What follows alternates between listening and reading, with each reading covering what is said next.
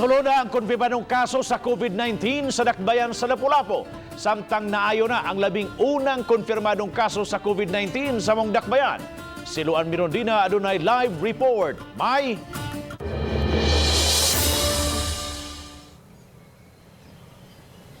Bob, sagol good news o bad news karon ang nadawat sa lokal nga kagamhanan sa Dakbayan sa Lapu-Lapu. Una, good news kay naka-recover na o nakauli na sa ilang panimay ang 70 anyos nga lalaki nga unang konfirmadong kaso sa COVID-19 sa Dakbayan. Apan ang bad news, Bob, kay kagahapong adlaw nadawat sa lokal nga kagamhanan ang konfirmasyon gikan sa DOH nga aduna na sila ikatulong kaso sa COVID-19. Abril 2, unang nadangat sa usa ka pribadong tambalanan ang 67 anyos nga babay nga taga Maribago tungod sa hilanat ug pagpangapoy sa lawas. Pagka Abril 3, gibalhin kini sa laing pribadong hospital sa Dakbayan ug karong adlaw gidaki kini sa Vicente Soto Memorial Medical Center. Kagahapong adlaw lang nadawat sa lokal nga kagamhanan sa Dakbayan sa Lapu-Lapu ang konfirmasyon gikan sa DOH nga nagpositibo sa COVID-19 ang pasyente. Wala siya travel history, apan ang iyang bana usa ka local tour guide. May stay-out helper usab siya nga gikatahong gihilantan. Ang pasyente gikatahong diabetic ug taas ang blood pressure. Ang katong helper swaban siya to check ug dili ba siya positive sa COVID, no? So the entire family nga naa karon together sa katong duha ka helper mag-undergo sila karon og COVID testing.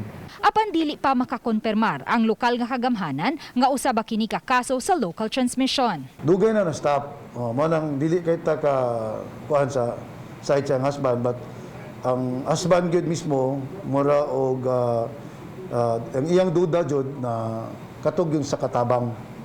Kay ang katabang gikan sa paghilanat ni pila ka adlaw ni tapot man ngadto sa iyang wife.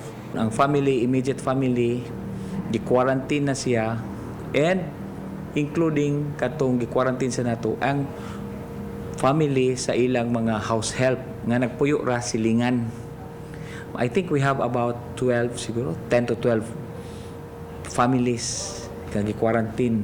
Samtang kagahapon usab, nakauli na ang 70 anyos nga lalaki nga unang nagpositibo sa COVID-19 sa Dakbayan sa Lapu-Lapu nga taga Babag. Kini human makaduha ka higayon na kining nagnegatibo sa COVID test. Sa mga hulagway ug video nga gipost ni Banasya, gipakita niini nga mainitong gi-welcome dili lang sa iyang pamilya kundi lakip na usab sa iyang mga silingan ang naasoyng pasyente. Sa iyang pag-uli sa iyang panimay kagahapon, misaksi ang tanang naglangkob sa crisis management team. Doon na magudto sa pagsugod, mura na-discriminate, no? Doon na stigma, nangahadlok ang mga silingan. Muna tong pagbalik, usa ka proseso sa pag-heal sa ilang kahadlok.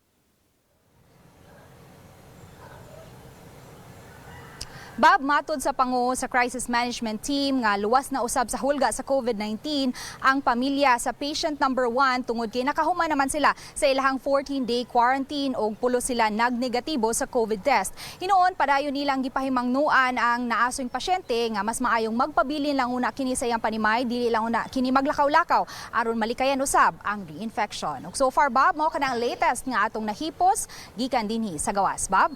Thank you so much, Luan Mirondina, sa imong live report.